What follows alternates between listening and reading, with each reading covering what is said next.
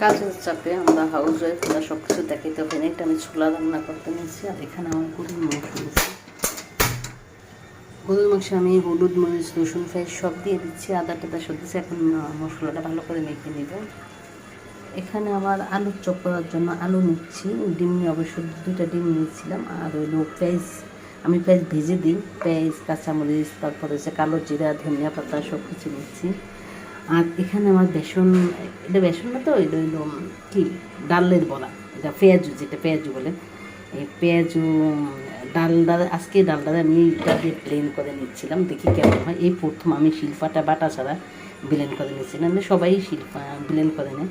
তো এখানে আমার পেঁয়াজ রসুন সব কিছুর ভিতরে আমার কালো জিরা থাকবে। তো আমি কালো জিরা অবশ্য অনেক পছন্দ করি, পুদিনা পাতা, কালো জিরা। আর হলো এই হলো আমার শুটকি মাছ। আজকে আমি শুটকি মাছ, আমি গরুর মাংসের সাথে একটু শুটকি মাছের ভর্তা তৈরি করবো। আমার অনেক পছন্দের, আমার খেতেও ভালো লাগে। তো কাজের ব্যস্ততার জন্য সব ভিডিও অবশ্য আপলোড করা হয় না, সব কাজ এখনও গোছানোই হয় না। তো ছোটো ছোটো ভিডিও যেহেতু দিচ্ছি, সেই ক্ষেত্রে আমরা একটু ভিডিও শেয়ার করে নিচ্ছি।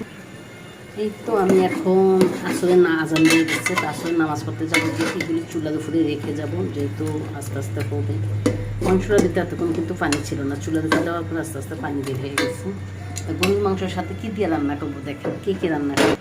গরুর মাংসের সাথে এই ডালটা দিয়ে রান্না করতে, আমি ডালটা একটু নরম হওয়ার জন্য গরম পানি দিয়েছি। গরম পানি দেওয়াতে ডাল ধুয়ে দিয়েছি, তারপরে পানি বেরিয়ে গেছে।